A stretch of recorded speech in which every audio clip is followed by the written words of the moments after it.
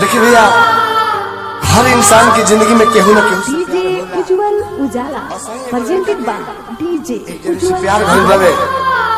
लड़की के ब्याह दूसरा जगह हो गइल बावे। लड़कियों याद करते रहे कि का समय रहे, एगो समय रहे कि हमरो केहू रहे। आज हमार केहू नहीं खे, लेकिन उनके याद के सहारे अपन जीवन बितावत तनी।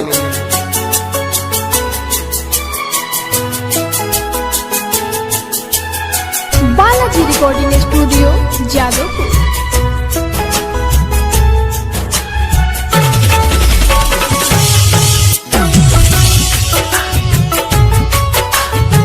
Music by Rajan Afsana presented by Videshi Lal entertainment.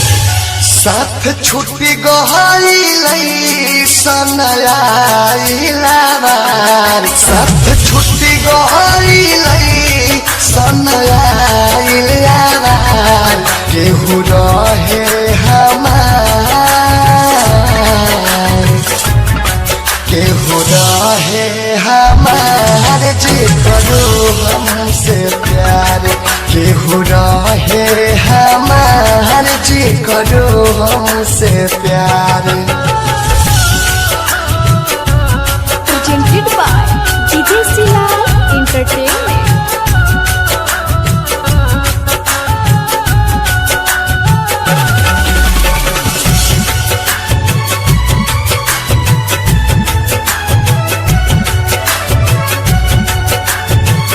Presented by Videshi Lal entertainment.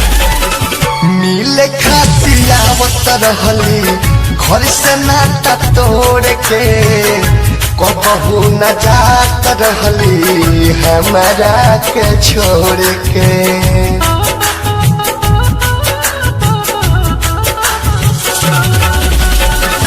मिले खातिर आवत रहली घर से नाता तोड़ के, कबहू न जात रहली हमारा के छोड़ के।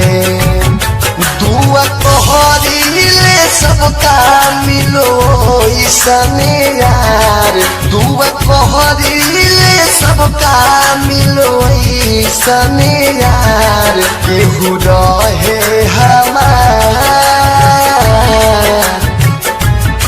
केहू रहे हमार जे करो हमसे प्यार, केहू रहे हमार जे करो हमसे। डीजे उज्जवल उजाला प्रेजेंटेड बाय डीजे उज्जवल उजाला presented by Videshi Lal entertainment.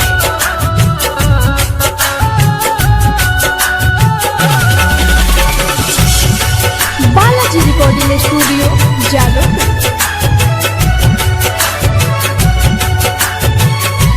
Presented by Videshi Lal entertainment.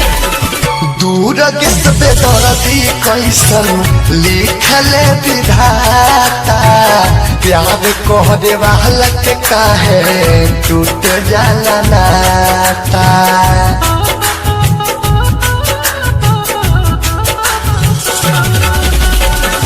दूर के सबे दर्दी कैसन लिखले विधाता, प्यार कहरे वाला के काहे टूट